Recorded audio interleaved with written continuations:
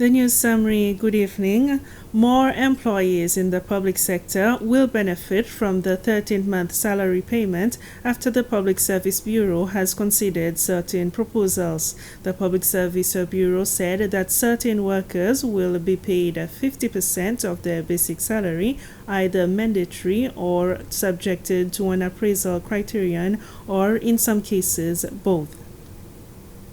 In a circular published on the 12th of January, the Public Service Bureau has given three further considerations in the 13th month pay in the government.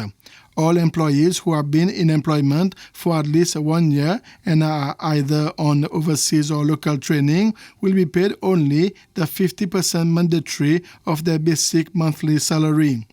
Employees who have been in employment for at least 1 year, retiring at 60 years old or older and exiting the service in December last year will be paid the 50% mandatory, and the other 50% is subjected to a performance appraisal. This will also apply to employees who resigned from the government and who are reappointed in the public service the next working day and who have been in employment for at least a year. And finally, those who will be paid a prorated 50% subjected to an appraisal criteria are for employees who have been in employment for at least 6 months.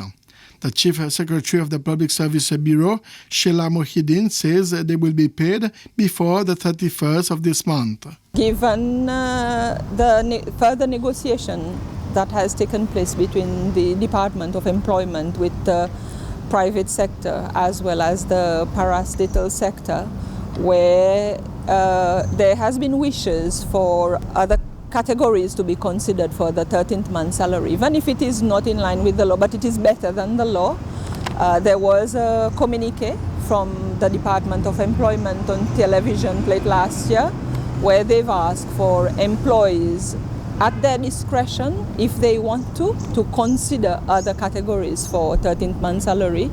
And this is exactly what we have done in the central government. We have looked at how we can better the law in terms of considering other categories so that more of our employees can actually benefit from the 13th month salary. The Ministry of Health has said that since the issue of the alert on cloxacillin, there have been no new incidents reported. The ministry made the statement in a communique updating the situation following the incident where a person has lost his life. The Ministry of Health issued the alert and called on all persons who had been prescribed the antibiotic to return them to the health centers following the incident 5 days ago involving 2 persons at the Royal Hospital, resulting in the death of 1 patient and admission of another. Preliminary reports indicated that both patients had taken cloxacillin and the alert was issued as a precaution. The person admitted to Seychelles Hospital has recovered and is stable. The communique adds that patients who have been prescribed cloxacillin have been reporting to the health centers, and there are no reports of any complications or significant health concerns. Investigation and testing are in progress, but there is as yet no conclusion whether the 2 reported incidents are related to reactions specifically to cloxacillin. The alert remains in force until there is greater clarity. Cloxacillin has not been prescribed, and patients are still advised not to take any cloxacillin tablets, capsules, or syrup that have been prescribed prior to the alert. The ministry has other antibiotics having similar functions to cloxacillin, and patients are being treated and advised as appropriate. Better service and communication are the 2 main aspects that the Northeast Point Hospital will be focusing on this year.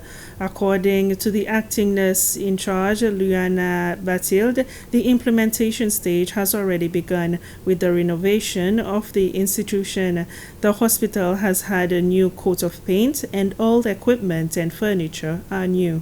These have been achieved with the assistance of the Ministry of Health and an NGO. The hospital can cater for 22 patients. And that's it for the news summary. We'll be back at 8 for the Creole News. Bye for now.